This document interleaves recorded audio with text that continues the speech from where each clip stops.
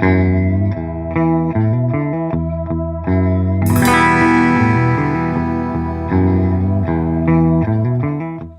everybody, how's it going? It's been a while, but this is Jimmy, and I'm doing another video today, but this time it's a little bit different. This is about the brakes on my car. I was coming back from a trip, and my brakes started overheating in the back. They were sticking. So rather than mess around with trying to rebuild calipers and all that kind of stuff, I went ahead and just replaced the calipers, rotors, pads, and the brake bracket. This is on a 2004 Chevy Suburban. And I cannot get the brakes to bleed. And I know this is a problem for some people because I went on some of the forums and I've seen a lot of other people try it, and I've tried this thing. Look familiar to you guys? Tried that. Nothing. Didn't work. Tried this. Nothing. Didn't work. So I started trying to think about it from a perspective of how the brake system works, right? So I start looking into the design of the brake system. And I came up with a fundamental flaw for how my brakes were set up. Not to say this fundamental flaw is Chevy's fault. In fact, it's my fault. But once I get the tires off and I get the back end jacked up, then I'll clue you guys in on what I'm talking about. Okay, I got the wheel off. So I'm gonna let you guys look at this. Does anything look strange about this design? Anything at all? Well, I started thinking about it. And how are you supposed to bleed air out if the bleeding thing is on the bottom? The air's gonna rise to the top of the caliper and it's never gonna come out. That's when I realized something. Look around the back side. I don't know if the camera will see it. But this caliper's on the wrong side. This is actually the driver's side caliper. I inadvertently put it on the passenger side.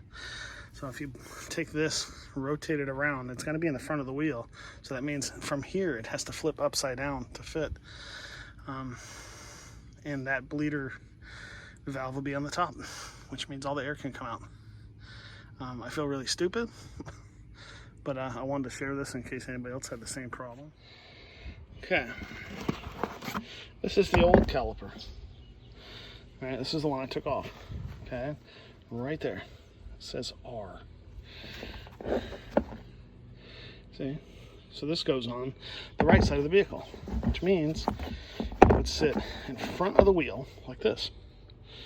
All right, and see, the valve is right on the top. What I did was I put it on the passenger side, which means it would sit like this, and that valve's on the bottom. I can't believe I made that mistake, and just to show that I'm not talking out of my butt, this is the other one. This is the L. So if I put this like this, lo and behold, that valve's on the bottom. But if you put it on what we call the right way, then the valve's on top.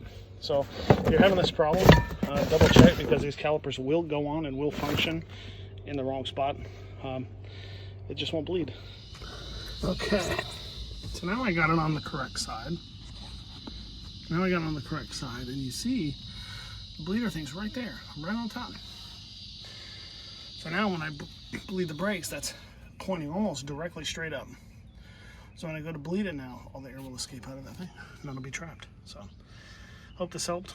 I'm gonna bleed it, and hopefully I won't have any problems, but I'll let you know. Hey, so to summarize, I went ahead and switched the calipers back and forth like you saw. I went ahead and bled the brakes. I tried using the brakes with the vacuum pump, but it's hard to get a seal around that clear hose. So I abandoned that and I used the pressure pump, which those things are awesome. I went ahead and used that, and it was incredibly easy to bleed. Once I had the calipers on there correctly, like so much air came out, is amazing. It's like I didn't even have to try. So if you're having this problem, it is possible you might have your calipers on backwards. They will screw in, they will function, and it'll seem to you to make sense because it makes, you know, the bleeder valve more accessible. You know, makes it easier to grab instead of being on top of the wheel where it's hard to get to. But it's actually supposed to be on top of the wheel. So I hope this helps. I know I was really frustrated, and I was thinking it was my master cylinder and stuff, but yeah.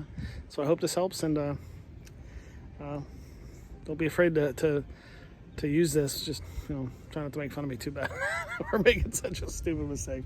But I'll talk to you next time.